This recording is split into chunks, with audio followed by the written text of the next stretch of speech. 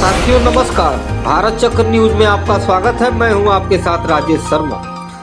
केंद्र सरकार ने मंत्रियों के लिए आचार संहिता का हवाला देते हुए सुप्रीम कोर्ट से कहा है कि वो अरुणाचल प्रदेश के मुख्यमंत्री और भारतीय जनता पार्टी के नेता पेमा खांडू के खिलाफ भाईचारा और भाई भतीजावाद के आरोपों की जांच नहीं कर सकती। मीडिया रिपोर्ट के अनुसार केंद्र सरकार ने इस संबंध में शीर्ष अदालत में एक हलफनामा दायर किया, जो दो गैर लाभकारी संगठनों द्वारा दायर एक जनहित याचिका पर सुनवाई कर रही थी, जिसमें खांडू पर अपने परिवार के सदस्यों को सार्वजनिक ठेके देने के आरोपों की जांच की मांग की गई थी।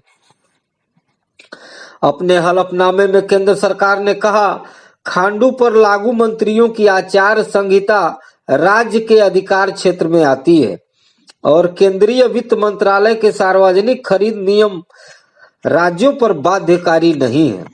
इससे पहले याचिकाकर्ताओं ने कहा था कि खांडू ने न केवल गृह मंत्रालय द्वारा जारी सभी राज्य और केंद्रीय मंत्रियों पर लागू आचार संहिता का उल्लंघन किया, बल्कि केंद्रीय वित्त मंत्रालय के खरीद नियमों का भी पालन नहीं किया।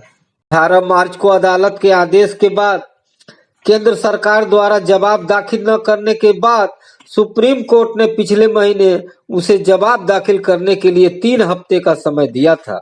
यह जनहित याचिका दो गैर सरकारी संगठनों सेव मोन रीजन फाउंडेशन और वॉलंटरी अरुणाचल सेना द्वारा दायर की गई है, जिसमें खांडू, उनके पिता की दूसरी पत्नी रिंचिन ड्रेमा और उनके भाई, उनके भतीजे तेसरिंग तासी पर इन ठेकों के लाभार्थी होने का आरोप लगाया गया है।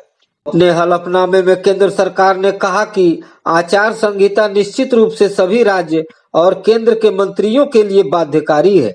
18 सितंबर 2025 के गृह मंत्रालय के एक कार्यालय ज्ञापन का भी हवाला दिया, जिसमें कहा गया था कि मंत्रियों के लिए आचार संहिता का खंड 2D केंद्र और राज्य दोनों के मंत्रियों पर लागू होता है।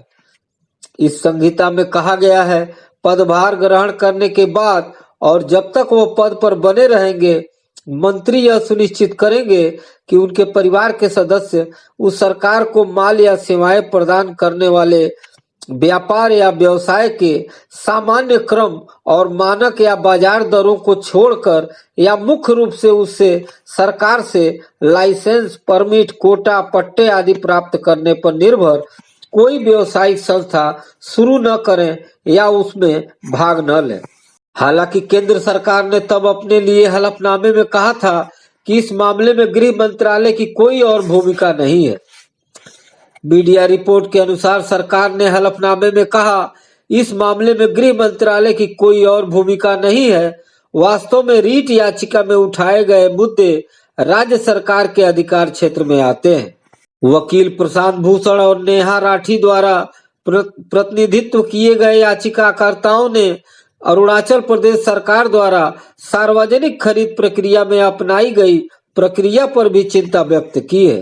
आरोपों का जवाब देते हुए अरुणाचल सरकार ने जुलाई में कहा था कि खांडू या याचिका में कथित लाभार्थियों के रूप में नामित कोई व्यक्तियों को कोई सरकारी ठेका नहीं दिया गया।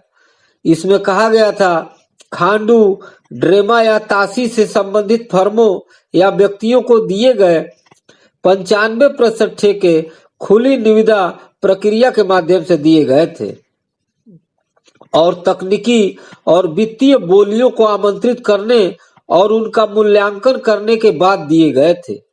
राज्य सरकार ने नामित लाभार्थियों में से किसी के संबंध में किसी भी तरह की चुनकर या अनुचित पक्षपात करने से साफ मना कर दिया था। सुप्रीम कोर्ट ने इस साल मार्च में कहा था, आचार संहिता में स्पष्ट रूप से कहा गया है कि मंत्रियों को यह सुनिश्चित करना चाहिए कि उनके परिवार सरकारी निविदाओं में भाग न लें। अगर निविदाएं आमंत्रित नहीं की गई तो क्या प्रक्रिया अपनाई गई, इसका स्पष्ट जवाब हमारे पास होना चाहिए।